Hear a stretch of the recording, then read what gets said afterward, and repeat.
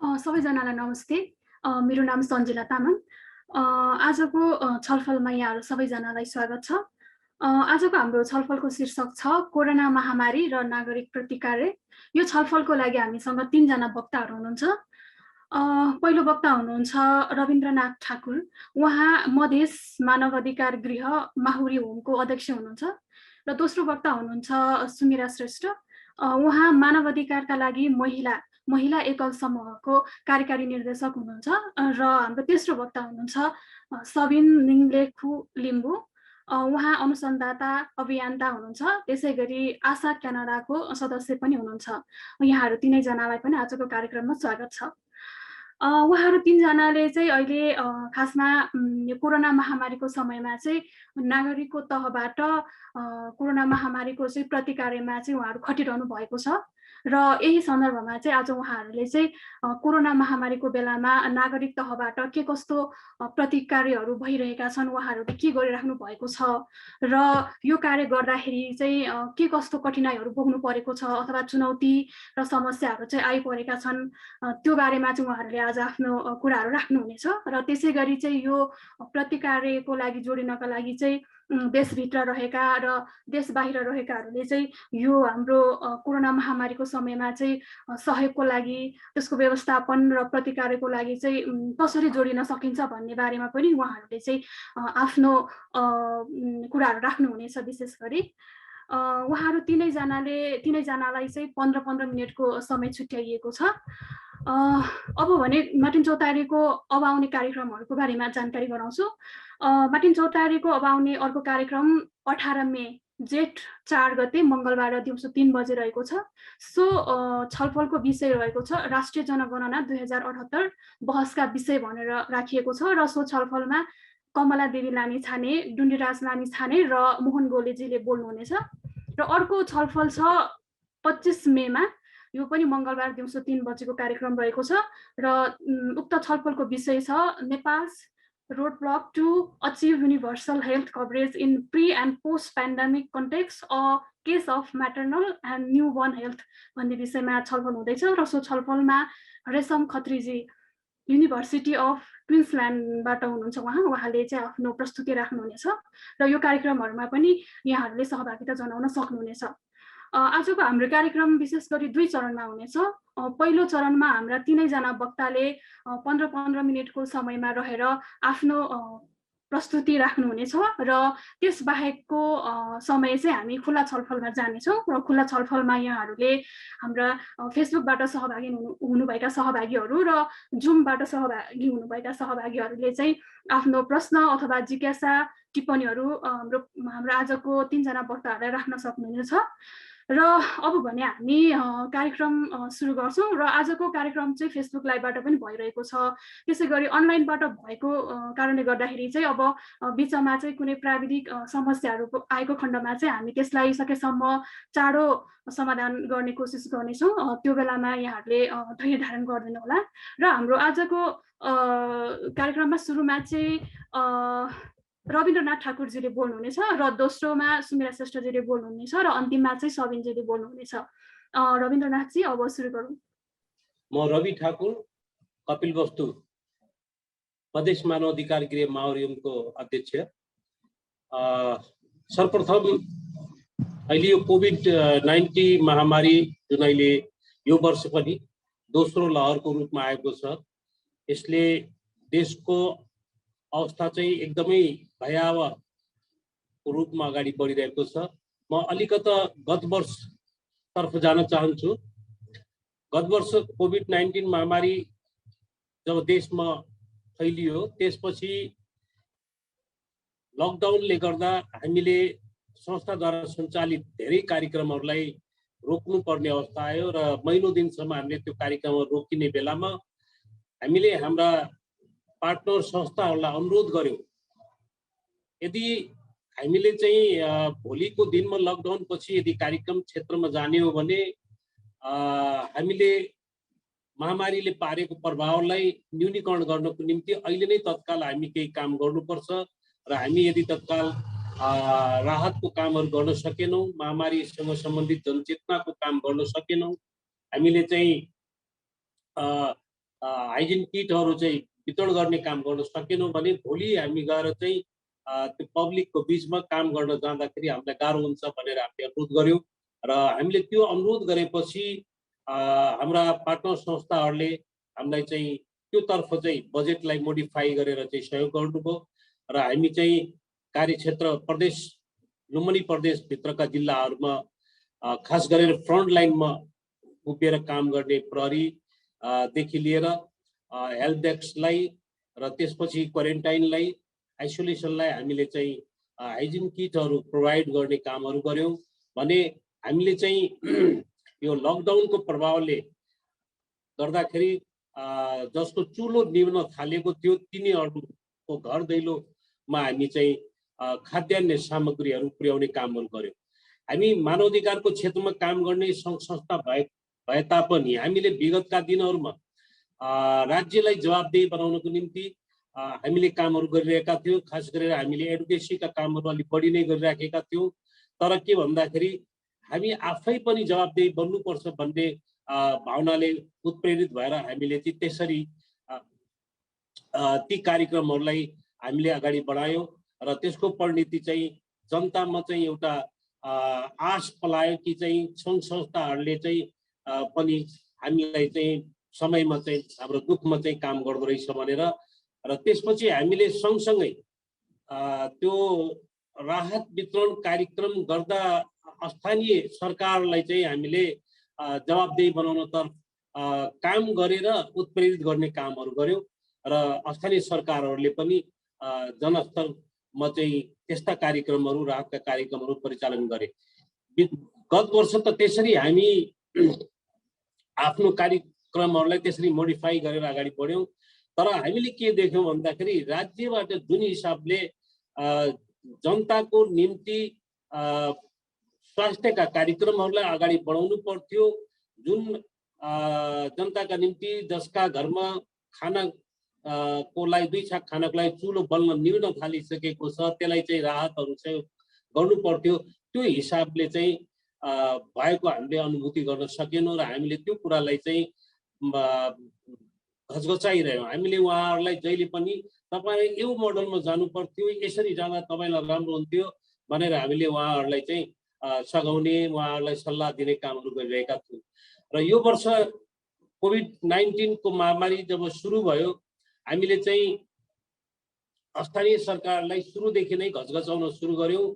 तपाईँहरूले विगतमा हामीले भनेका कामहरू नगर्नाले अब तपाईँहरूलाई गाह्रो हुन्छ, छिटो आइसोलेसनहरू तपाईँहरू निर्माण गर्नुहोस् र त्यसपछि चाहिँ अक्सिजन सहितको आइसोलेसनहरू निर्माण गर्नुहोस्। पालिकाहरूलाई मैले आफैले पनि सबै पालिका प्रमुखहरूलाई फोन गरेर सोधेँ तपाईँहरूको तयारी के छ, तपाईँहरूले के गर्दै हुनुहुन्छ, तपाईँहरूले यदि छिटो गर्नु भएन भने यो महामारीले गर्दा तपाईँहरूलाई अप्ठ्यारो पर्छ र तपाईँहरूले चाहिँ त्यो आइसोलेसनहरू बनाउन भ्याउनु हुँदैन। त्यसले गर्दाखेरि तपाईँहरू छिटो चाहिँ त्यो आइसोलेसनहरू निर्माण गर्नुहोस् भनेर हामीले घचघचाउने काम गऱ्यौँ र त्यो काम गर्दा गर्दै हामीले चाहिँ स्थानीय जिल्ला सदरमुकाममा भएका चाहिँ अस्पताललाई हामीले चाहिँ अस्पतालका डाक्टर साहबहरूलाई तपाईँको अवस्था के छ, हामीले तपाईँहरूलाई के सेवा गर्न सकिन्छ भनेर उहाँहरूसँग हामीले चाहिँ संवादको थालनी गऱ्यौँ र त्यो संवादको थालनी गरेपछि डाक्टर साहबहरूले हाम्रो चाहिँ अब पेसेन्टको चाप बढ्दै गइरहेको छ, हामीलाई तत्काल चाहिँ जनस्तरबाट सहयोग भएन भने हामीले अस्पताल थेक्न गाह्रो हुन्छ भनेर भन्नुभयो। त्यसपछि हामीले चाहिँ स्थानीय सरकारहरूलाई घचघचाउनुको साथसाथै प्रदेश सरकार र सङ्घीय सरकारलाई प्रेस विज्ञप्ति मार्फत घचघचाउनुको साथसाथै हामी आफैले इनिसिएसन लियौँ। हामीले स्थानीय स्तरमा रहेका सङ्घ संस्थाहरू सम्पूर्णलाई चाहिँ हामीले अनलाइन तथा सामाजिक दूरी कायम गरेर एउटा मिटिङको आयोजन गऱ्यौँ र हामीले चाहिँ एउटा कोअर्डिनेसन गऱ्यौँ। हामीले त्यो मिटिङबाट जिम्मेवारीहरू बाँडफाँड गऱ्यौँ। हामीले अस्पतालको अवस्था कस्तो छ भनेर दर्शाउनको निम्ति डाक्टर साहबलाई हामीले मिटिङमा बोलाएका थियौँ र हामी चाहिँ मिटिङ स्थलमा चाहिँ स्थानीय नगरपालिका कपिलवस्तु नगरपालिकाका प्रतिनिधिलाई बोलाएका थियौँ र उहाँहरूसँग उहाँहरूको माझमा चाहिँ हामीले छलफलहरू गऱ्यौँ र छलफल गरेर डाक्टर साहबले अस्पताललाई चाहिने के हो भन्ने कुराहरू चाहिँ राख्नुभयो र त्यो अनुसार चाहिँ हामीले चेम्बर अफ कमर्स लाई चाहिँ अक्सिजन सिलिन्डरको व्यवस्था गर्ने जिम्मेवारी दियौँ भने हामीले चाहिँ आइसोलेसन को व्यवस्थापनमा सहयोग गर्न निर्माण व्यवसायी सङ्घलाई जिम्मेवारी हस्तान्तरण गर्यौँ। हामीले उद्योग वाणिज्य सङ्घलाई चाहिँ उद्योगहरूमा रहेका चाहिँ अक्सिजन खाली सिलिन्डरहरूलाई चाहिँ सङ्कलन गर्ने र बुझाउने जिम्मेवारी हामीले प्रदान गर्यौँ भने हामी पत्रकार महासङ्घलाई अरू पालिकाहरूलाई चाहिँ सहयोगहरू अस्पताललाई उपलब्ध गराउनको निम्ति आह्वान गर्नको निम्ति हामीले चाहिँ जिम्मेवारी प्रदान गर्यौँ र हामी चाहिँ गैसस महासङ्घ र माहुरी हामीले चाहिँ एनजिओ आइएनजिओहरू राष्ट्रिय तथा राष्ट्रिय तथा अन्तर्राष्ट्रिय गैर सरकारी सङ्घ संस्थाहरूसँग चाहिँ हामीले समन्वय गर्न सुरु गर्यौँ। अस्पतालमा चाहिने पिपी किटदेखि लिएर फेस सिल्डदेखि लिएर स्वास्थ्य सामग्रीहरू के खाँचो परिरहेको छ त्यो कसरी उपलब्ध गराउने त्यसको लागि हामीले जिम्मेवारी लियौँ र हामीले त्यसरी जिम्मेवारी बाँडफाँड गरेर हामीले कामलाई अगाडि बढायौँ। त्यसरी हामीले जिम्मेवारी बाँडफाँड गरेर कामलाई अगाडि बढाउँदाखेरि अक्सिजन सिलिन्डरको निम्ति थुप्रै जनताबाट थुप्रै हामीलाई चाहिँ सहयोगहरू प्राप्त भयो र हामीले चाहिँ अस्पताललाई अक्सिजन सिलिन्डरहरू चाहिँ 30 थान अक्सिजन सिलिन्डर खरिद गरेर उपलब्ध गरायौँ भने हामी अक्सिजन ब्याङ्क स्थापना गर्ने भनेर नगरपालिका प्रमुखको नेतृत्वमा एउटा बैठक बसेर हामीले चाहिँ अक्सिजन ब्याङ्क स्थापना गर्नतर्फ अगाडि बढ्यौँ। आज या भोलिमा अक्सिजन ब्याङ्कको खाता खोलेर अक्सिजन ब्याङ्क सुरुवात भइसक्छ।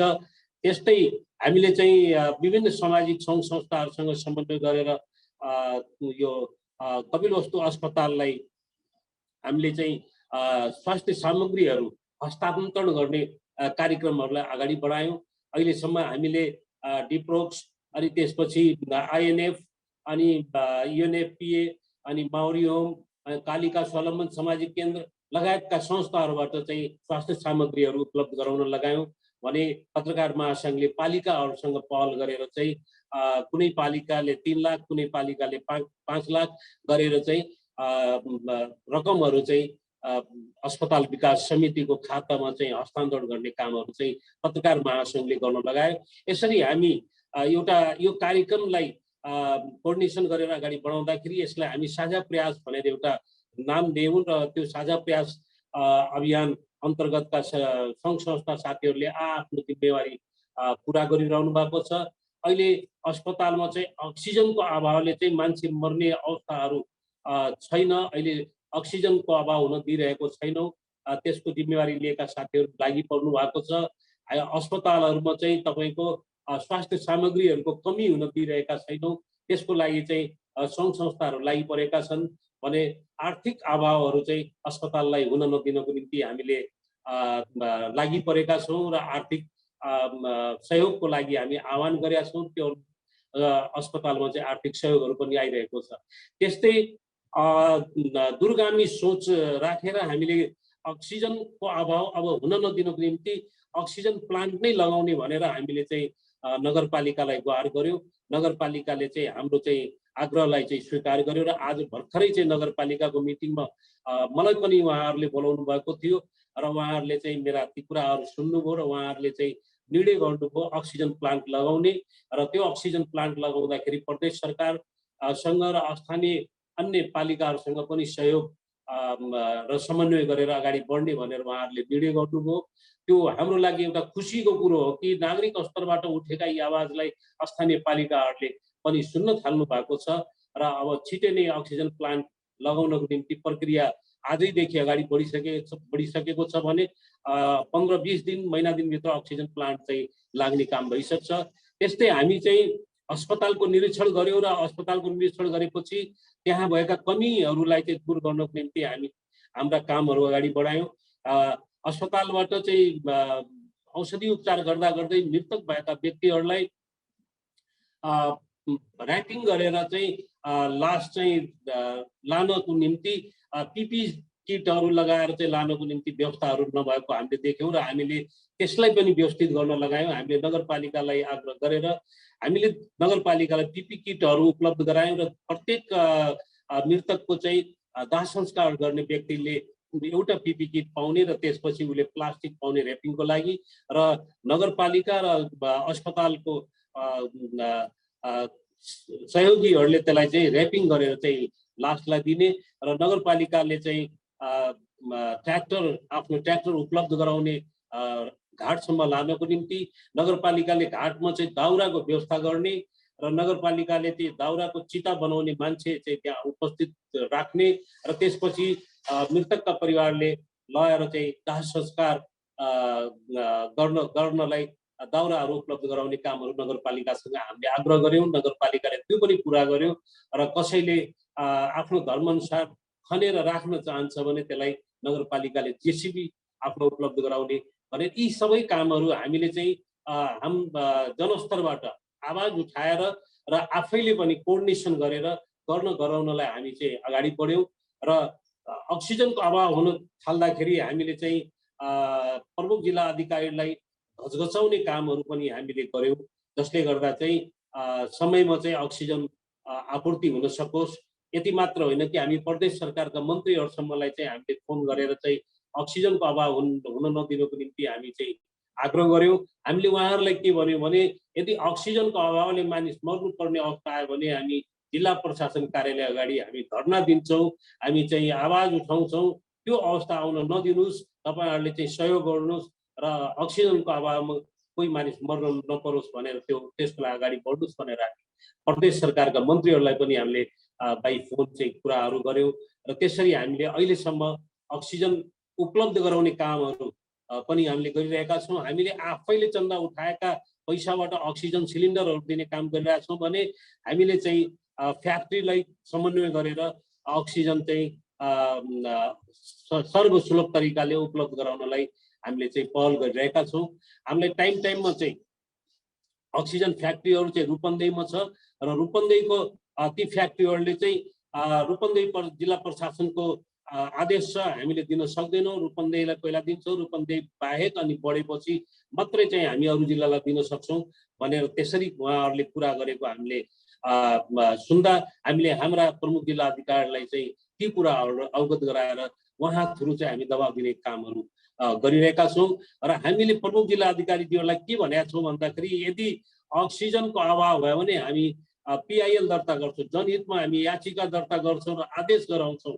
हामीले कुनै पनि फ्याक्ट्रीले कुनै पनि जिल्लालाई अक्सिजन रोक्न मिल्दैन।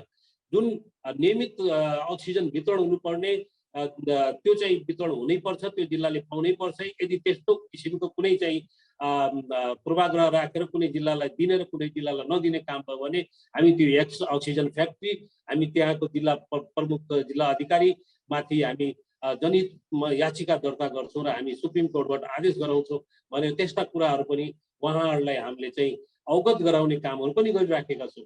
त्यसरी हामीले अहिले चाहिँ अस्पतालमा चाहिँ अक्सिजनको अभाव या औषधिको अभावमा कोही मानिस मर्नुपर्ने अवस्था हुन नदिने का लागि हामी चाहिँ अगाडि बढिरहेका छौँ र हामीलाई लाग्छ यसरी नै जनस्तरबाट सबै लाग्ने हो भने यो महामारीबाट हामी चाहिँ पार पाउन सक्छौँ र यो महामारीलाई हामीले जित्न सक्छौँ भनेर हामी चाहिँ अहिले चाहिँ हामी ढुक्क भएका छौँ। र अर्को हामीले चाहिँ जनताको बिचमा हामीले चाहिँ यो रेडियो जिङ्गलहरू बनाएर प्रचार गर्ने कोभिड महामारीबाट बच्नको निम्ति के गर्ने भनेर, अनि त्यसपछि हामी चाहिँ गाउँलेहरूमा जनचेतनाहरू प्रवाह गर्ने र जनताहरूलाई चाहिँ ज्वरो आए कि तपाईँहरूले स्वास्थ्य चौकीहरूमा गएर सम्पर्क गरेर औषधि उपचार गर्न सुरु गर्नुहोस् भनेर चाहिँ जस्तो चाहिँ सूचनामूलक हामीले चाहिँ जनताहरूमा चाहिँ यो समाचारहरू प्रवाह गर्ने कामहरूलाई पनि अगाडि बढाएका छौँ भने अर्कोतिर चाहिँ हामीले फ्रन्ट लाइनमा काम गर्ने प्रहरीहरूलाई हामीले हामीबाट हुने सक्दो चाहिँ मास्क र सेनिटाइजरहरू हामीले उपलब्ध गराउने कामहरू गरिरहेका छौँ र हामी यो कोअर्डिनेसन गरेर यो कामलाई चाहिँ अगाडि बढाउँदाखेरि हामीलाई अहिले सहज पनि महसुस भएको छ र हामीलाई लाग्छ यो सबैले साझा प्रयास गरे भने निश्चय नै चाहिँ यो महामारीबाट हामी पार पाउन सक्छौँ भन्ने मलाई लागेको छ र अहिलेसम्म हामीले गरेका यी गतिविधिहरूलाई हामीले यहाँहरूलाई जानकारी गराएका छौँ। हस्, धन्यवाद रविन्द्र सरलाई। अब सुमिराजी। हजुर, थ्याङ्क यू सो मच रविजीलाई पनि यति राम्रो काम गरिराख्नु भएको छ, त्यसको लागि चाहिँ एकदमै धेरै धन्यवाद दिन चाहन्छु। र डब्लुएचआरको तर्फबाट भन्नुपर्दाखेरि चाहिँ डब्लुएचआर पनि एउटा गैर सरकारी संस्था हो र हामी विशेषतः एकल महिलाहरूका लागि काम गर्छौँ। र त्यो भनिरहँदाखेरि हामीले यो हाम्रो सामाजिक, आर्थिक, राजनैतिक सशक्तिकरणको लागि चाहिँ महिलाहरूसँग हामी धेरै नै काम गर्छौँ। र त्यो सन्दर्भमा चाहिँ हामीले यो महामारी मात्र नभएर विभिन्न खालको विपद को समयमा जब कि कोशीको बाढीको बेलादेखि लिएर 2015को जुन चाहिँ भूकम्प भयो, त्यस पश्चात पनि हामीले थुप्रै नै विपद व्यवस्थापनमा चाहिँ हामी काम गर्दै आएका हौँ। र त्यो कुरालाई हामीले मध्यनजर गर्दाखेरि चाहिँ यो अहिलेको यो पेन्डेमिक, यो जुन चाहिँ महामारीको हामी कुरा गऱ्यौँ, यो अहिलेको कुरा गर्दाखेरि हामी लास्ट इयरको अथवा विगतको वर्षको पेन्डेमिक अथवा लकडाउनको कुराहरू नगरिकन चाहिँ हामी बस्न सक्दैनौँ। किनभने पहिलो र अहिलेको दोस्रो धेरै हदले सिमिलर छ, तर धेरै डिफ्रेन्ट पनि छ। जस्तै हामीले लास्ट टाइम महामारीको कुरा गर्दाखेरि चाहिँ धेरै जसो हाम्रो चाहिँ विदेशबाट फर्किने क्रम चाहिँ धेरै नै बढेको थियो। धेरै नै बढेको कारणले गर्दाखेरि हाम्रो चाहिँ आफ्नै डब्लुएचआरको संरचना छ, केन्द्रमा पनि संरचना छ, हामी छहारी भवन भन्छौँ त्यो। अनि जिल्लामा पनि त्यस्ता खालका विभिन्न खालका संरचनाहरू छन्, हामी छहारी भवनै भन्छौँ त्यसलाई पनि। अनि त्यहाँ चाहिँ हामी के गर्छौँ भन्दाखेरि पहिला अब हामी महिला पुनर्स्थापनाका लागि घरबाट खेदिएको, गाह्रो भएको, कुनै पनि व्यवस्थाका कारण चाहिँ घरमा बस्न नसकेको अवस्थामा कुनै चाहिँ छहारी प्राप्त गर्नको लागि आउनुहुने दिदीबहिनीहरूलाई चाहिँ हामीले त्यहाँ राख्छौँ युजुअली। तर पेन्डेमिकको बेलामा चाहिँ हामी के भयो भन्दाखेरि अब एकदमै क्वारेन्टिन, बाहिरबाट आउने, विदेशबाट आउने, वैदेशिक रोजगारबाट आउने दिदीबहिनीहरू फर्किरहेको अवस्था, दाजुभाइहरू फर्किरहेको अवस्था छ भने क्वारेन्टिन, लास्ट टाइमको महामारीमा चाहिँ क्वारेन्टिन एकदमै इम्पोर्टेन्ट र एकदमै प्रायोरिटीको विषय भएको कारणले गर्दाखेरि हामीले डब्लुएचआरकोबाट चाहिँ के गर्यौँ भन्दाखेरि हाम्रो देशैभरि रहेको छहारीहरू र केन्द्रको छहारीलाई चाहिँ हामीले राष्ट्रिय स्तरमा चाहिँ राज्यलाई हस्तान्तरण गऱ्यौँ। यो चाहिँ तपाईँहरूले एज अ क्वारेन्टिन सेन्टर अथवा होल्डिङ सेन्टरको रूपमा चाहिँ प्रयोग गर्न सक्नुहुन्छ भनेर हामीले त्यसमा झन्डै 365 देखि 370 वटा जति व्यक्तिहरूलाई चाहिँ हामीले तुरुन्तै होल्डिङ गर्न सक्ने र क्वारेन्टिन सेन्टर बनाउन सक्ने एउटा चाहिँ क्यापासिटी थियो हामीसँग। त्यो पूर्वाधार भएको कारणले गर्दाखेरि हामीले त्यही अनुसारले प्रदान गऱ्यौँ। र त्यति मात्र नभएर चाहिँ अब यो स्थानीय तहसँगको सरोकार गर्नुपर्ने विषय एउटा भयो भने अर्को चाहिँ अब राज्यकै तहमा तपाईँलाई के गर्ने त, किनभने अब यसलाई चाहिँ हामीले क्वारेन्टिनमा पनि विभिन्न खालका घटनाहरू घटेको हामीले सुन्यौँ। त्यहाँ महिलाहरू, बालबालिकाहरू र त्यसपछि लैङ्गिक तथा यौनिक अल्पसङ्ख्यक व्यक्तिहरूलाई पनि अलिकति थुप्रै खालका नराम्रा घटनाहरू भएको हामीले सुनिसकेपछि अब यो क्वारेन्टिनलाई हामीले अलिकति लैङ्गिक मैत्री बनाउनुपर्छ है भन्ने त्यो एङ्गलले चाहिँ हामीले अगाडि लग्दाखेरि हामीले हाम्रो क्वारेन्टिन सेन्टरहरू चाहिँ सबै लैङ्गिक मैत्री एउटा चाहिँ चेकलिस्ट तयार पारेर जुन चाहिँ युएन वुमनले पनि हामीले पनि उहाँहरूसँग कन्सल्टेसनमा इनपुट्सहरू दिएर चाहिँ फाइनल गरेका थियौँ। त्यसलाई हामीले बनाइसकेपछि जस्तै मन्त्रीमण्डलबाट सिसिएमसीको तर्फबाट पनि प्रतिनिधिज्यूहरू आएर हेर्ने, त्यो क्वारेन्टिन चाहिँ व्यवस्थित छ कि छैन हेर्ने खालको कुराहरू चाहिँ भयो। त्यो चाहिँ हामीले गऱ्यौँ र त्यसमा हामीले 300 भन्दा बढी महिला दिदीबहिनीहरू जो चाहिँ दुबई, कतारबाट फर्किनु भएको थियो, जो चाहिँ गर्भवती महिला हुनुहुन्थ्यो, जसका साना साना बच्चाहरू थिए। अनि उहाँहरूलाई चाहिँ ल्याउने, त्यसपछि होल्डिङ सेन्टरमा राखिसकेपछि उहाँहरूलाई त्यही अनुसारले उहाँहरूको पिसिआर टेस्टहरू गरेर हामीले पठाउने कुराहरू चाहिँ हामी गर्थ्यौँ। उहाँहरूको आफ्नो स्थानीय निकायसँग समन्वय गरेर हामी उहाँहरूलाई पठाउँथ्यौँ। त्यो गरिराख्दाखेरि म गरेको कुरा पनि भन्छु र सँगसँगै चुनौती पनि भन्दै जान्छु होइन। त्यो गर्दाखेरि हामीलाई चाहिँ के समस्या हुन्थ्यो भन्दाखेरि पिसिआर गर्नको लागि चाहिँ हामीलाई एकदम समस्या हुन्थ्यो। पिसिआर गर्नको लागि हामीलाई धेरै दिन कुर्नुपर्ने, हामीले चाहिँ स्थानीय निकायहरूसँग चाहिँ रिक्वेस्ट गरिरहँदाखेरि पनि त्यो टाइमली नहुने, त्यसले गर्दाखेरि धेरै गाह्रो हुने। र अर्को दिदीबहिनीहरू कस्तो पनि हुनुहुन्थ्यो भन्दाखेरि उहाँहरू वैदेशिक रोजगारबाट तुरुन्तै आएको स्थितिमा चाहिँ उहाँहरूसँग पैसा नहुने र उहाँहरूले अब गएपछि के छ त हाम्रो विकल्प भन्ने कुरा थाहा नहुने, त्यस्ता कुराहरू पनि थिए भने कतिजना दिदीबहिनीहरू हिंसामा शिकार परेर आउनु भएको दिदीबहिनीहरू पनि हुनुहुन्थ्यो र उहाँहरू चाहिँ तत्कालै आफ्नो घरमा जान नसक्ने अवस्थामा चाहिँ अब कहाँ रिफर गर्ने त उहाँहरूलाई, कतिजना प्रेग्नेन्ट अवस्थामा हुनुहुन्छ भने कहाँ रिफर गर्ने भन्ने खालको त्यस्तो खालको समस्याहरू हुन्थ्यो भने हामीले आफ्नो नेटवर्कमा भएको संस्थाहरूसँग मिलेर हामीले त्यसरी पनि चाहिँ इन अ वे हामीले त्यसरी पनि ट्याकल गऱ्यौँ।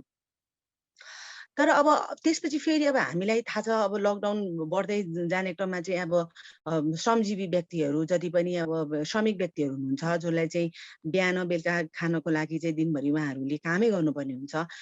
हामी काठमाडौँ भनेका छौँ सहरी क्षेत्रमा चाहिँ आएर पढ्न आउने विद्यार्थी भाइ बहिनीहरू हुनुहुन्छ जो चाहिँ एउटा आमा बुवाको सपना साकार गर्नको लागि भने यहाँ चाहिँ मेहनत गरेर पढ्नु भएको छ, यहाँ त्यो अवस्था छैन, घरमा एउटा ग्यास र चुलो छ, खानको लागि चामल छैन, त्यस्ता खालका विभिन्न कुराहरूलाई यावत इत्यादि कुराहरूलाई चाहिँ अनि त्यसपछि अब रेन्टहरूको कुराहरू भयो होइन, भाडाको कुराहरू भयो, एकदमै यो एकदम इम्पोर्टेन्ट कुराहरू होइन। अब हामीले चाहिँ नजरअन्दाज गर्ने तर एकदमै डेली लाइफमा चाहिँ हरेक व्यक्तिलाई चाहिँ एकदमै असर गर्ने त्यस्ता विषयलाई चाहिँ हामीले एड्रेस गर्नुपर्छ भनेर हामीले फुड ब्याङ्क भनेर खानाको कार्यक्रम चलायौँ। त्यो खानाको कार्यक्रम सुरुमा हामीले 250-3 जना वरिपरिको व्यक्तिहरू मात्र हुन्छ भनेर चलाइरहँदाखेरि बढ्दै बढ्दै गएर हामीले एक दिनमा 1700-1800 जना व्यक्तिहरूलाई पनि हामीले खाना बाँड्ने चाहिँ त्यसरी गऱ्यौँ होइन। अब तातो खाना उहाँहरू साँझ लिन आउनुहुन्थ्यो, त्यो घरमा पोको लिएर जानुहुन्थ्यो, अब आफ्नो थालमा खनाएर खानुहुन्थ्यो, त्यो हिसाबले चाहिँ हामीले त्यसरी गऱ्यौँ।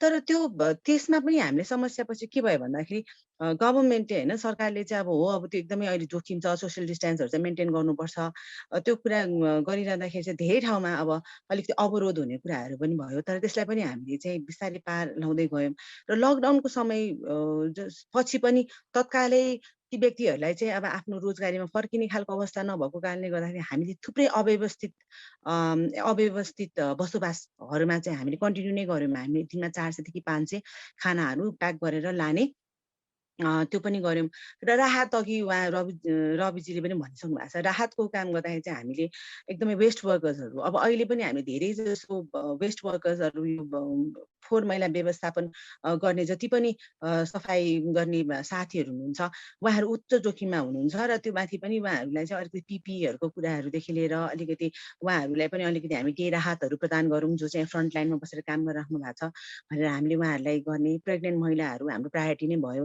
र धेरै जसो हामी परामर्शहरू पनि गर्ने, किनभने हामी महामारीको कुरा गरिरहँदाखेरि लैङ्गिक हिंसाका कुराहरू चाहिँ जहिले पनि छाया महामारी हुन्। यो चाहिँ यो अहिले पेन्डेमिक यो हाम्रो कोभिड-19 आउनुभन्दा अगाडि पनि धेरै अगाडिको पेन्डेमिक हो भनेर भन्छौँ हामी होइन, जीबीबीलाई लैङ्गिक हिंसाहरूलाई लिएर।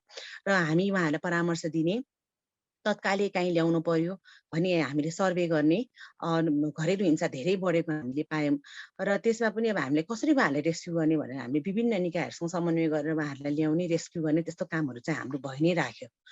यो पेन्डेमिकमा पनि भइ नै राख्यो र एडिसनली चाहिँ के पनि भयो भन्दाखेरि अब हामी विभिन्न खालका व्यक्तिहरूको कुरा गरिरहँदाखेरि पेन्डेमिकमा हो एउटा चाहिँ बृहत खालको इन्फ्रास्ट्रक्चर हामीले क्रिएट गर्न सकिरहेको अवस्था थिएन। तर हामीले माइन्युटली महिलाभित्रको डाइभर्सिटी अनि अब व्यक्तिहरू भित्रको पनि विविधतालाई हेरिराख्दाखेरि हामीले एकल महिलाहरू, गर्भवती महिलाहरू, सफाइ गर्ने महिलाहरू, एचआइभी सङ्क्रमित महिलाहरू, विभिन्न खालका क्याटेगोरिजहरूलाई चाहिँ हामीले रिच आउट गर्नुपर्छ र उहाँहरूको आवश्यकता के हो भन्ने कुरा चाहिँ हामीलाई थाहा पाउन चाहिँ एकदमै जरुरी भयो। किनभने गभर्मेन्टले हामीले एडभोकेसी गर्नलाई पनि त्यो जरुरी भयो। हामीले भूकम्पको समयमा चाहिँ पिडिएनए रिपोर्टले 26% एकल महिलाहरू चाहिँ प्रभावित हुनुभएको छ भूकम्पले भनेर जुन चाहिँ एउटा एकीकृत डेटा थियो हामीसँग, त्यस्तो खालको यो अहिले महामारीमा केही पनि भएन। त्यही भएर हामीले चाहिँ डेटाहरू सङ्कलन गर्नुपर्छ भनेर हामीले हाम्रो नेटवर्कहरू प्रयोग गरेर डेटाहरू पनि सङ्कलन गऱ्यौँ। त्यसबाट विभिन्न खालका व्यक्ति समूह अनि समूहहरूको चाहिँ विभिन्न खालका आवश्यकता सँगसँगै उहाँहरूका विभिन्न खालका चुनौतीहरू पनि छन् भन्ने चाहिँ हामीलाई जानकारी भयो र यो चाहिँ कन्टिन्यू नै भयो। हामीले खाना खुवाउने, राहत वितरण गर्ने होइन, क्वारेन्टिन चाहिँ चलाइराख्ने, त्यसमा पनि सुविधा सहितको त्यो कुराहरू भयो र त्यसबाहेक चाहिँ अब अहिलेको दोस्रो लहर चाहिँ फेरि अलिक फरक खालको छ। सुरुमा चाहिँ हामीले क्वारेन्टिनको कुरा गरिरहेको थियौँ, तत्कालै अब के गर्ने भन्ने खालको कुरा थियो भने अहिले आएर अक्सिजन होइन एकदमै इम्पोर्टेन्ट कुराहरू चाहिँ अब अक्सिजनको आवश्यकताको कुराहरू भयो। त्यो जाँदाखेरि चाहिँ अब हामीले क्यापेसिटी के हो त, हाम्रो एउटा चाहिँ एनजिओ भएको नाताले, एउटा चाहिँ नागरिक समाजको एउटा सदस्य भएको नाताले हाम्रो एउटा क्यापेसिटी के हो, राज्यले चाहिँ यो ठुल्ठुलो अक्सिजन प्लान्टहरू क्रिएट गर्न नसकेको अवस्थामा चाहिँ हामीले कसरी सक्छौँ भनेर हामीले ब्रेन स्ट्रमिङ गर्दाखेरि चाहिँ हामीले हाम्रो पहिलाकै प्रायोरिटीलाई पनि हामी नछोडौँ र अरूसँग चाहिँ अर्को कुराको लागि चाहिँ हामी समन्वय गर्दै जाउँ भन्ने कुरा भइसकेपछि हामीले फेरि यो पालि पनि हामीले तातो खाना चाहिँ खुवाउँछौँ, तर यो पालि चाहिँ हामीले अरू समुदायका व्यक्तिहरूलाई चाहिँ हामीले अहिले खुवाउन सकेको अवस्था छैन। अहिले चाहिँ हामीले प्रायोरिटाइज गर्दाखेरि गभर्मेन्ट हस्पिटलको र अनि सानो सानो हस्पिटलहरूमा जुन चाहिँ एउटा फ्रन्ट लाइनमा बसेर सहयोग गरिराख्नु भएको छ, एउटा चाहिँ सेवा प्रदान गरिराख्नु भएको छ, स्वास्थ्यकर्मीहरू, डाक्टर, नर्स, प्यारामेडिक्स, एम्बुलेन्सका ड्राइभरहरू, सब व्यवस्थापन गर्ने व्यक्तिहरू, अनि त्यसपछि सरसफाइ कर्मीहरू, उहाँहरू सबैजनालाई चाहिँ हामीले केही नभए पनि कोभिड वार्डमा खटिएका व्यक्तिहरूलाई हामीले एक छाक तातो खाना दिउँ। उहाँहरूले खाना नपाएर चाहिँ दिएको होइन हामीले, किनभने गभर्मेन्टले चाहिँ व्यवस्था गरेको छ होइन, सर्टेन अमाउन्ट चाहिँ उहाँहरूलाई अहिले एलोकेट गरेको छ। प्रब्लम के हो, अहिले हामीले चाहिँ एउटा उहाँहरूप्रति एउटा चाहिँ हाम्रो नमन एउटा व्यक्त पनि गरौँ र साथसाथै चाहिँ केही हदसम्म चाहिँ हामीले एकअर्काको चाहिँ मनोबल बढाउनुपर्छ भन्ने हिसाबले चाहिँ हामीले यो सुरु गऱ्यौँ। हामीले 230-40 होला भनेर सुरु गरेका थियौँ। अहिले हाम्रो दैनिकी 500 जना 12वटा हस्पिटलमा चाहिँ खानाहरू जान्छ, तर त्यो पनि अब बढ्दो क्रममै छ होइन। त्यो अब त्यो अनि यो कुरा गरिरहँदाखेरि चाहिँ फन्डको कुरा जहिले पनि आउँछ होइन। अब हामीले अहिलेसम्म कुनै पनि निकायबाट चाहिँ दार्ती निकायहरूबाट चाहिँ हामीले फन्डहरू चाहिँ पाएको छैनौँ होइन यो गर्नको लागि।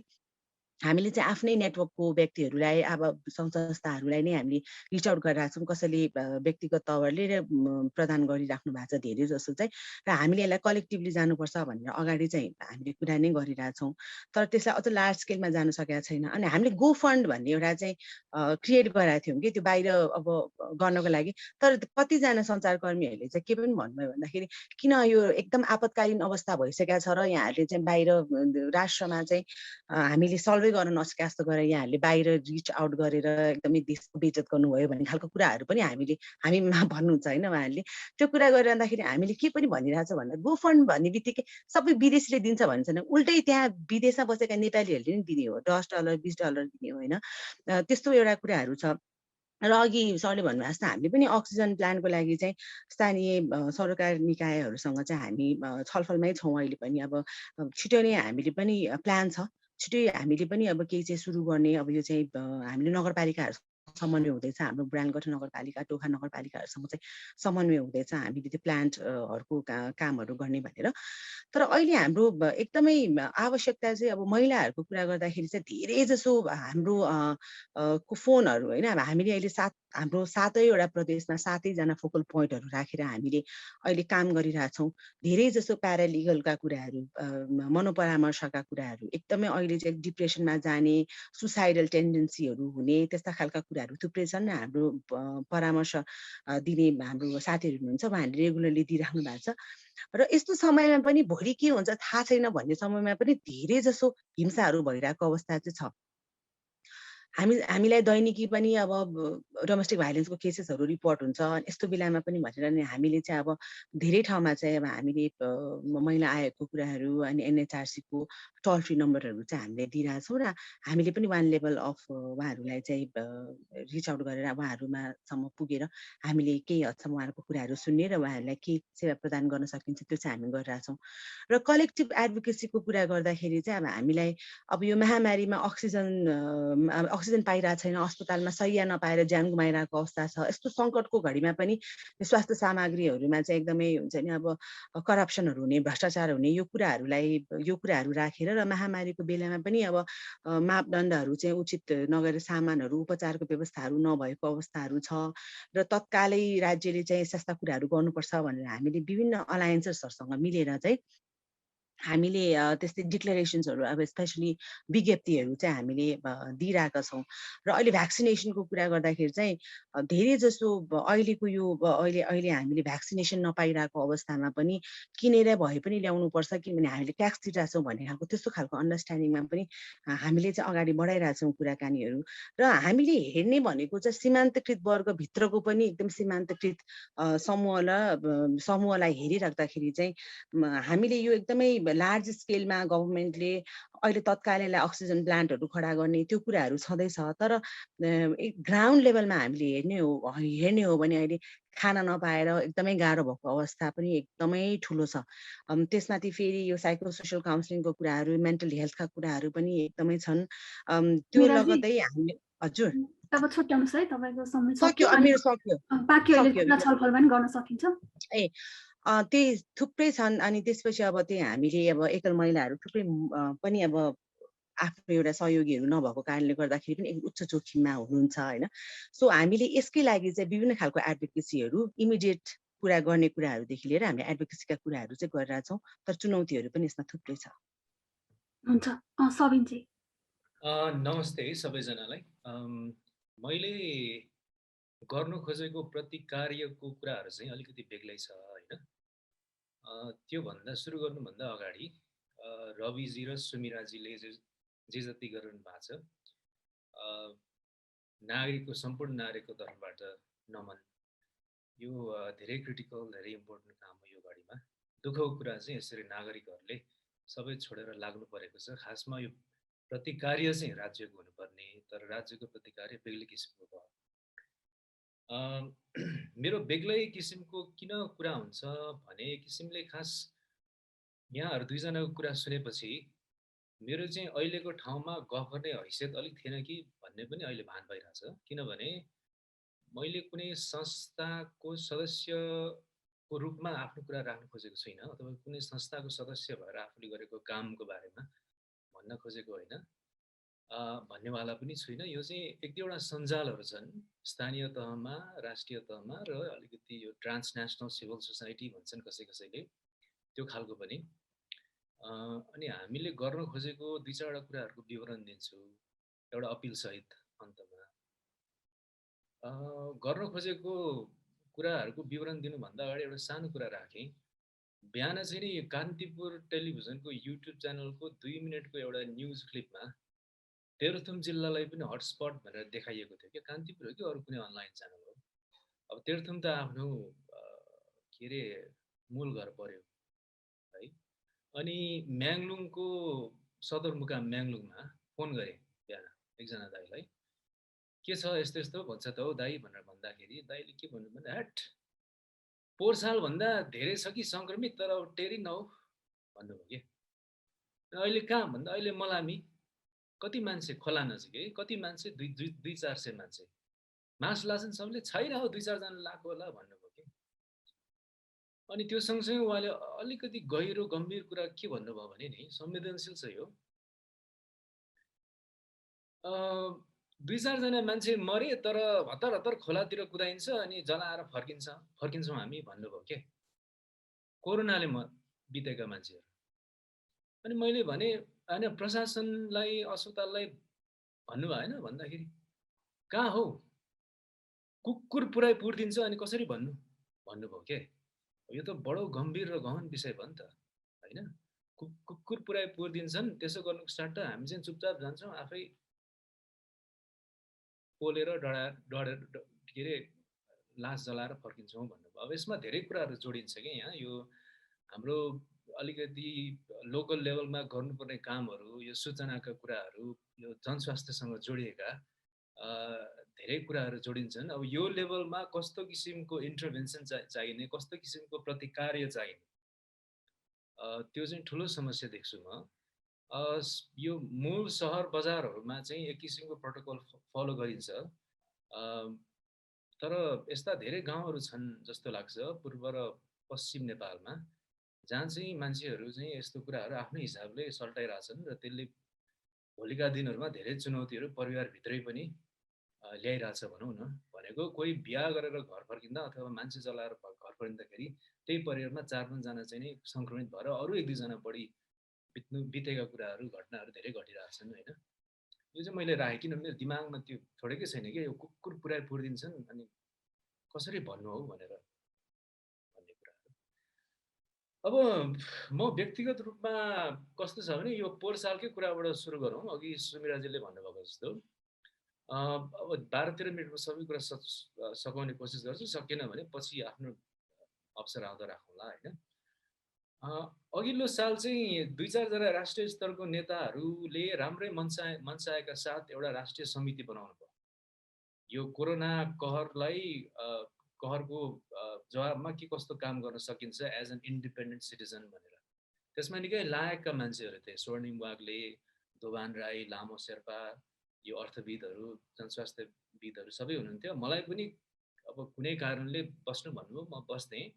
त्यो 6-8 महिनाको अन्तर्क्रियाबाट मैले चाहिँ के पाएँ भन्दाखेरि हामीले जे उत्पादन गऱ्यौँ हैन, जे उत्पादन गऱ्यौँ त्यसले जनस्वास्थ्य इन पर्टिकुलर र समाज इन जेनरललाई चाहिँ कस्तो किसिमको लाभ भयो त, फाइदा चाहिँ के भयो, त्यो मैले अहिलेसम्म ठम्ब्याउन सकेको छैन के। बडा दिग्गज दिमाग भएका सबै हामी भेला भएर हप्तामा 2-3 चोटि जुममा हरेकचोटि 2-3 घन्टा आफ्नो दिमाग ख्याएर अनेक कुरा गरिन्थ्यो। त्यति बेला मेरो सुटुकको पोजिसन चाहिँ के थियो भने यो दुनियाँ दिवाना गर्नुको सट्टा माथि रसुवागढीदेखि कैलालीसम्म हाम्रै दाजुभाइ दिदीबहिनीहरू साथी सङ्गीहरू हिँडिरहेछन्, दिनलाई रात रातलाई दिन नभनी हैन। बरु त्यहाँ चाहिँ के गरौँ न, जस्तै पार्टीका मान्छेहरू पनि छन्, तपाईँको त भातृ सङ्गठनहरू हुन्छ, ठाउँ ठाउँमा चाहिँ स्वास्थ्य क्याम्प फुड क्याम्प राखिदिनुहोस्, रेस्टिङ क्याम्प राखिदिनुहोस् हैन। 2-3 महिना त्यो गऱ्यो भने अर्को चुनाव पनि जित्नुहुन्छ भन्ने किसिमको मेरो सल्लाहहरू थियो। तर त्यहाँ कस्तो भने अलिकति इन्टेलेक्चुअल कुरा पोलिसीसँग जोडिएको कुराहरू मात्रै बढी जोड भयो। अनि त्यस्तो कुरादेखि अलिकति डिसइल्युजन भएर यसपालि मैले चाहिँ के गरेँ भने मेरो अलिकति बानी छ, म पेसाले सोसियल साइन्स रिसर्चर हुँ, तर यो यस्तै बेलामा चाहिँ आफूले थाहा नपाइकन अभियन्ता भइँदो रहेछ कि एक्टिभिस्ट भइँदो रहेछ। त्यसपछि के भने यो म जस्तो यो आम नागरिकको हैसियत चाहिँ राष्ट्रिय लेभलमा इभन नगरपालिका लेभलमा पनि गर्ने खासै केही छैन रहेछ। मसँग त्यस्तो सामाजिक राजनीतिक पुँजी छैन। त्यही भएर आफू जुन वडाको हो त्यही वडामा चाहिँ के गरौँ भनेर 2-4 राउन्ड मिटिङहरू बस्यो। वडाका सामान्यदेखि ल गण्यमान्य सबै मान्छेहरूलाई राखेर वडा पदाधिकारीहरू पनि थिए। उद्देश्य थियो सामुदायिक आइसोलेसन सेन्टर खोल्ने अक्सिजन सहितको। तर त्यो काम गर्दै जाँदा 2 किसिमको समस्याहरू देखियो के। अघि सुमिराजीले भन्नुभयो नि, राष्ट्रिय स्तरका विभिन्न विभागीय प्रमुख अथवा नेताहरूले चाहिँ आपतकालीन स्थितिमा हामीले काम गरिरहेछौँ, कामै नगरे जस्तो तपाईँहरू किन यसो गर्नुहुन्छ भनेको जस्तो चाहिँ स्थानीय सरकारले पनि गर्छन् के, गर्दा रहेछन् हैन। भनेको उनीहरूले चाहिँ हामीले गरिरहेछौँ, तिमी को हो र आम नागरिकहरू यसमा किन चम्किनु पर्यो, जति गर्छौँ हामी स्थानीय गर्छौँ नि भनेर एक किसिमको त्यो कस्तो भने हाम्रो एउटा टेन्डेन्सी हुन्छ नि, केन्द्रलाई चाहिँ धेरै दोष दिनु पनि पर्छ। धेरै कमजोरीहरू छन्, कमजोरी अपराधिक के अरे इन्टेन्सन र मेन्टालिटीका पनि छन् हैन। तर केन्द्रलाई चाहिँ त्यसो गर्ने अनि स्थानीयलाई चाहिँ रोमान्टिसाइज गर्छौँ के। मैले भन्नु खोजेको चाहिँ स्थानीय स्तरमा धेरै राम्रो कामहरू पनि भएको छन्, तर धेरै रोमान्टिसाइज पनि गर्न जरुरी छैन रहेछ जस्तो लाग्यो। त्यो आइसोलेसन सेन्टर खोलिएन, त्यसको नखोलिनेको पछाडि अर्को एउटा मूल कारण चाहिँ के रहेछ भने यो चाहिँ अरू धेरै नागरिकहरू जो चाहिँ सञ्जाल बनाएर स्थानीय स्तरमै आइसोलेसन सेन्टर खोल्नेतिर लागिरहनु भएको छ भने अब अक्सिजन कसरी जोड्छ, कहाँबाट जोडिन्छ मलाई थाहा छैन। एउटा गर्नुपर्ने विषय चाहिँ के रहेछ भने यो चाहिँ गर्नेहरूको लागि है, काम गर्नेहरूको लागि, म जस्तो गफ मात्र गर्ने होइन कि, काम गर्नेहरूको लागि यो चाहिँ के रहेछ भने नगरपालिका लेभलमा पहिला समन्वय गर्नुपर्ने रहेछ। अनि नगरपालिकाले राष्ट्रिय स्तरको हस्पिटललाई चाहिँ भन्नुपर्ने रहेछ कि फलानो वडाको फलानो टोलमा फलाना समुदाय मिलेर एक किसिमको सामुदायिक आइसोलेसन सेन्टर खोलिरहेछ, त्यहाँ चाहिँ आउने 1 देखि 3 महिनाको लागि डेडिकेटेड स्वास्थ्य कर्मीहरूको एउटा जत्था चाहिँ खटाइदेऊ है तिम्रो हस्पिटलले भनेपछि मात्र, त्यो गुत्थी सुल्झेपछि मात्र आइसोलेसन सेन्टर खोल्न सकिने रहेछ के। नत्र भने अक्सिजन अब त्यति बेला अहिले त अक्सिजन जोड्न सकिँदैन, अक्सिजन पनि जोडियो, बेड पनि जोड्यो, कहाँ खोल्ने त्यो पनि थाहा भयो। तर लास्टमा चाहिँ स्वास्थ्य कर्मीहरू एउटा यो प्रतिबद्ध दक्ष स्वास्थ्य कर्मीहरूको टिम बनाउन गाह्रो, स्वाभाविकै पनि हो हैन, मान्छेहरू हस्पिटलमा बिजी हुन्छन्। अब यो स्थानीय लेभलमा गर्न खोजेको चाहिँ यो थियो, त्यो कायमै छ, कतै गइरहेछ। अब अर्को किसिमको सञ्जालको कुरा गरौँ, त्यो चाहिँ अलिकति छुट्टै छ। यो चाहिँ जनस्वास्थ्यसँग सिधै यसको सम्बन्ध छैन, तर भोकसँग छ। जिन्दगीको लामो समय चाहिँ यो नेपालको सुकुम्बासी मुद्दा सम्बन्धी, सहरी गरिबी भने पनि भयो, भूमिहीनता भने पनि भयो, यसलाई चाहिँ सामाजिक न्याय र शासनसँग जोडेर मैले अध्ययन अनुसन्धान गरेको निकै भयो। त्यस क्रममा विभिन्न सुकुम्बासी सङ्गठनसँग एक किसिमको सम्बन्ध छ। हामीले अहिले गर्नु खोजिरहेको चाहिँ के छ भने अब के देखियो भने अझै 1 हप्ता लकडाउन लम्बेपछि, जुन लम्बेपछि चाहिँ बस्तीहरूमा भोकको लहरले छ्याप्पै समात्ने जस्तो देखियो हैन। अब अहिलेसम्म चाहिँ किन देखिएन भने सहरका बजारका गरिबहरूले पछिल्लो सालबाट सिकिएको पाठ चाहिँ के रहेछ भने लकडाउन सरकारले अनाउन्स गर्ने बित्तिकै आफूसँग भएको पुँजी जोहो गरेर जम्मा गरेर सक्ने जति अन्न पानीको व्यवस्था चाहिँ घरमा गर्ने भनेर लकडाउन चाहिँ ओलीले ल लकडाउन भयो भन्ने बित्तिकै सक्ने जतिले अब कतिले ऋणपान गरे होला, कतिले के भने होला, भोलि तिर्दिन्छु भने होला, सबैले आफ्नो घरमा चाहिँ थोरबहुत चामल सामल यसो आलु तरकारी तेल सेल जम्मा गरेर राखेको अवस्था, त्यसले अहिलेसम्म जसोतसो टिकेको। तर अब अझै 8-10 दिन लकडाउन लम्बिएपछि जुन लम्बिन्छ एक किसिमको भोकको लहर चाहिँ हामी देख्न थाल्छौँ। अब त्यसको लागि अहिले नै तयारी कसरी गर्ने भनेर बसोबास बस्ती संरक्षण समाज भनेर 24वटा जिल्लामा र 7वटा प्रदेशमा एउटा सञ्जाल छ। त्यो सञ्जालको साथीहरू हामी काम गरिरहेका छौँ, कुरा गरिरहेका छौँ। एकजना इन्द्र कुमारी देवकोटा भन्ने चाहिँ वेटिङमा हुनुहुन्छ है, 2 जना हुनुहुन्छ। अब त्यो चाहिँ हामीले त्यही अघि यता सुमिराजीले भन्नुभएको जस्तो एउटा चाहिँ क्राउड सोर्स फन्डिङ पनि हो होइन, अरू 1-2वटा उपायहरू पनि छन्। अब यहाँ जो सुनिरहनु भएको छ तपाईँहरूले त्यसमा अब हात बटाउन चाहनुहुन्छ भने त्यो किसिमको इनिसिएटिभ एउटा भइरहेछ भनेको बसोबासकै संलग्नतामा र लिडरसिपमा यो 7 प्रदेशमा भोक सम्बन्धी कस्तो काम गर्न सकिन्छ भनेर होइन, त्यो काम चाहिँ खुद हाम्रा के अरे बस्तीकै साथीहरूले नै कसरी सञ्चालन गर्न सक्छन्। किनभने पछिल्लो समयमा एउटा के देखियो भने यो जुन यो छ नि यो जसले भात खुवाइरहनु भएको छ उहाँहरूप्रति नमन मैले हृदयदेखि भनेको त्यो साह्रै महत्त्वपूर्ण काम छ है होइन, त्यो मैले गर्न सकिरहेको छैन। गर्नेहरूलाई चाहिँ भित्रैदेखि धेरै सम्मान धन्यवाद। तर यो भात खुवाउने भन्ने जुन एउटा फ्रेज भएर गइरहेको छ नि हाम्रो यो नेपाली कमन लेक्सिकनमा, भात खुवाउने फलानले यति भात खुवाइरहेछ उति भात खुवाइरहेछ, त्यसमा चाहिँ अलिकति जो खाना बसिरहेछन् उहाँहरूको डिग्निटीको बारेमा यसो सोच्दिनु पर्यो भन्छु कि अलिकति पोलिटिकल एम्पथी भन्छन् नि होइन।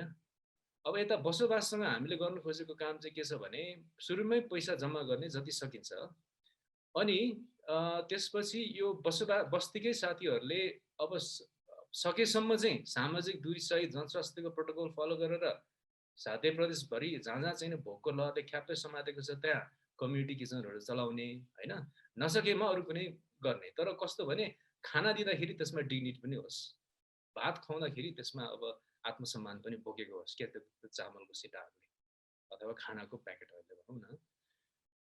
बसोबासले गर्नु खोजेको अरू काम चाहिँ त्यो छ। त्यही भएर तर यहाँ समस्या बसोबासको के छ भने हामीका विशेष गरी यो अर्बन सेक्टरमा म जस्तो तपाईँहरू धेरै जस्तो यो मध्यमवर्गीय उच्च मध्यमवर्गीय परिवारको एउटा सुकुम्बासीले हेर्ने एउटा दृष्टिकोण हुन्छ क्या। यिनीहरू सुकुम्बासी होइन, यिनीहरू चाहिँ हुकुमबासी हो। यिनीहरूसँग जोडिएको कुनै पनि यो सहयोगको ऐक्यबद्धको कुराहरू सबै झुटा हुन् भनेर यसो अटेर गर्ने अथवा यो आँखा कसिङ्गर भन्छ नि त्यसरी हेर्ने चलन हुन्छ। त्यसो चाहिँ नगर्नुहोस्।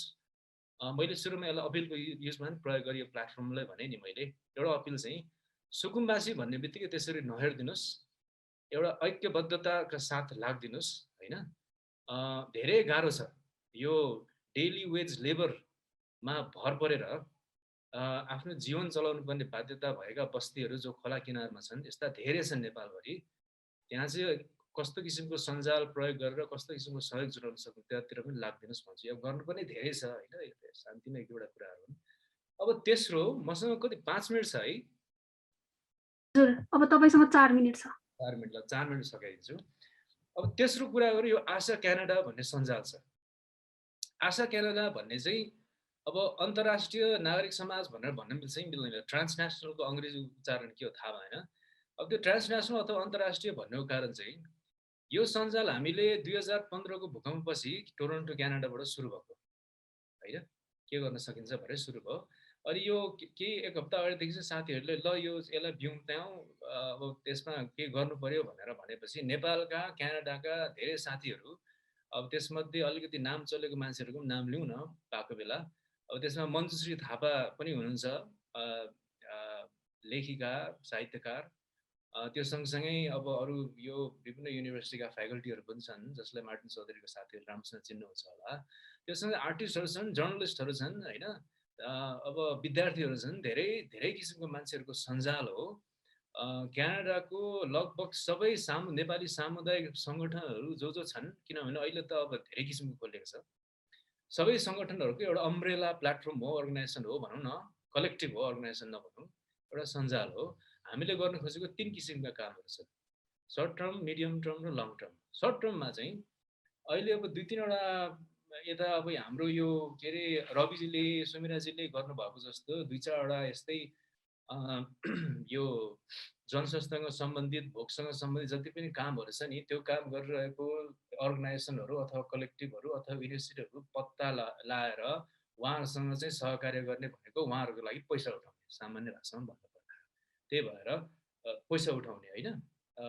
कोही अक्सिजनमा काम गरिरहेछन्, अब जस्तै यो राष्ट्रिय आविष्कार केन्द्र अथवा अक्सिजन फर नेपाल, त्यस्तै बसोबास भयो कि मैले नाम लिएँ, यसमा अब माउरी पर्न सक्छ, यता हाम्रो के अरे WHR पर्न सक्छ। यस्ता किसिमका संस्थाहरू, यस्ता किसिमका सङ्गठनहरूको लागि चाहिँ जतिसक्दो अब आउने 2-4 महिनाको लागि यो पैसा उठाउँ अनि चाहिँ नि त्यसरी सहयोग गरौँ, ऐक्यबद्धता त्यसरी जताउँ भन्ने चाहिँ एउटा।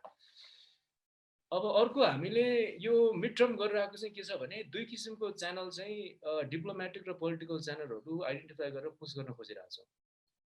त्यो चाहिँ कैनेडियन गभर्मेन्टको कन्टेक्स्टमा। जस्तै कैनेडियन गभर्मेन्ट आफै चाहिँ भ्याक्सिन दिने हैसियतमा छैन अहिले, भ्याक्सिन लिने चाहिँ यो करतुतहरू गर्छ। जस्तै कोभ्याक्स भनेर जो चाहिँ यो ग्लोबल साउथ कन्ट्रिजहरूको लागि छुट्याइएको एउटा जुन अरेन्जमेन्ट थियो भ्याक्सिनहरू ग्लोबल साउथ पठाउने भनेर, त्यो नै उसले चाहिँ नि आफूले त्यो लेजिटिमेटली पाउन, लिगल्ली नपाउने तर विभिन्न तिक्रम गरेर त्यो नै उसले उल्टो कब्जा गरेर बसिरहेछ होइन कैनेडियन सरकारले। तर हामीले कैनेडियन सरकारलाई अहिले माग्न खोजेको कुरा चाहिँ